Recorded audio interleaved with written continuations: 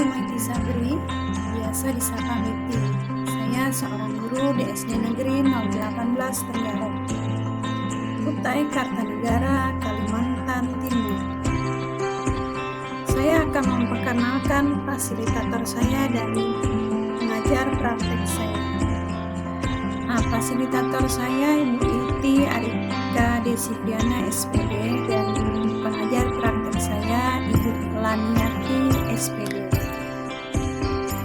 Di sini saya akan menjelaskan tentang koneksi antar materi, refleksi model 4P. Kesimpulan berdasarkan materi model 1.2, nilai dan peran guru penggerak serta kaitannya dengan model 1.1 filosofi pendidikan Ki Hajar Dewantara.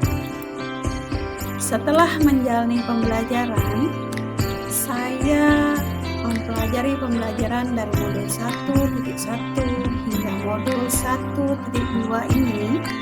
Banyak hal yang menjadi pembelajaran bagi saya. Berikut koneksi antar materi modul 1.2 yang saya tuangkan dalam bentuk refleksi model 4P. Yang pertama, peristiwa.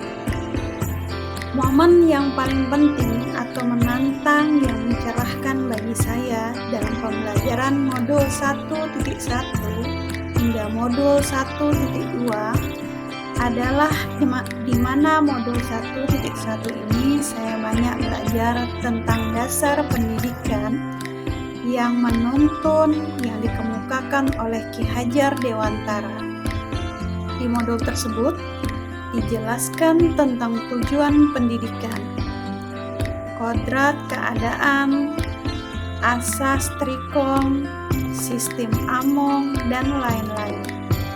Di modul 1.1 saya tercerahkan bahwa anak bukan seperti tabula rasa. Setelah itu, lanjutan dari peristiwa. Namun, sejak lahir anak sudah membawa kodratnya masing-masing. Ibarat kertas, setiap anak sudah memiliki garis. Tugas pendidik adalah menebalkan dan memperjelas garis tersebut.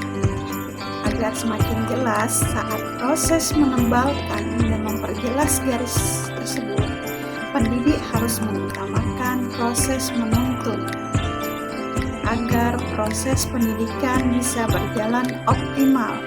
Dengan kata lain, pendidik harus berupaya memaksimalkan potensi yang dimiliki anak. Karena setiap anak mempunyai potensi yang beragam. Lanjutan dari peristiwa tersebut, di modul 1.2, saya belajar mengenai nilai dan peran guru penggerak. Nilai guru penggerak diantaranya berpihak kepada siswa, mandiri, reflektif, kolaboratif, dan inovatif. Nilai-nilai tersebut harus dimiliki oleh guru penggerak. Untuk mendukung perannya, adapun peran dari guru penggerak adalah menjadi pemimpin pembelajaran, menjadi coach bagi guru lain, mendorong kolaborasi, mewujudkan kepemimpinan siswa, dan menggerakkan komunitas praktisi. Di materi modul 1.2, saya menjadi mengerti untuk bisa memiliki dan menguatkan setiap nilai guru penggerak untuk mendukung peran saya sebagai guru penggerak. Kaitannya antara modul 1.1 dan modul 1.2 yang saya pahami adalah dua modul tersebut saling mendukung. Karena kedua modul ini pada akhirnya memberikan pemahaman untuk mewujudkan pembelajaran yang berpihak pada siswa. Modul 1.1 memberikan pemahaman secara global tentang dasar dan tujuan pendidikan, yakni tentang proses menuntun kodrat anak agar menjadi manusia yang mencapai keselamatan dan kebahagiaan setinggi-tingginya. Setelah itu, di modul 1.2 dijelaskan tentang nilai dan peran guru penggerak untuk mewujudkan ekosistem pendidikan yang berpihak kepada siswa. Yang kedua, ada perasaan. Saat momen ini terjadi, saya merasa seperti mendapatkan cahaya setelah berjalan di sebuah ruang yang remang-remang. Materi di modul 1.1 dan 1.2 membuka kesadaran saya tentang pendidikan yang berpihak kepada siswa. Saya terkadang berpikir, mengapa tidak dari dulu saya mendapatkan materi seperti yang ada pada modul 1.1 dan modul 1.2. Ketiga, pembelajaran. Sebelum momen tersebut terjadi, saya berpikir bahwa anak lahir di dunia ini seperti tabula rasa, yakni kertas kosong yang siap ditulis apa saja.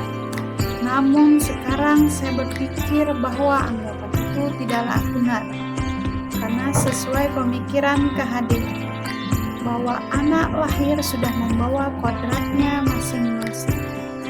Mereka seperti kertas yang sudah bergaris, tetapi garisnya masih samar, sehingga tugas pendidik adalah menebalkannya menjadi lebih jelas. Dulu saya berpikir bahwa kita sebagai pendidik adalah menyelesaikan materi sesuai dengan capaian kurikulum.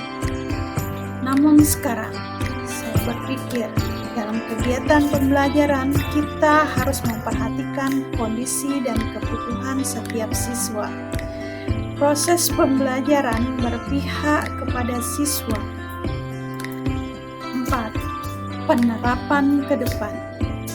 Berikut pengembangan diri yang sederhana, konkret, dan rutin yang dapat saya lakukan sendiri dari sekarang untuk membantu menguatkan nilai-nilai dan peran saya sebagai guru penggerak.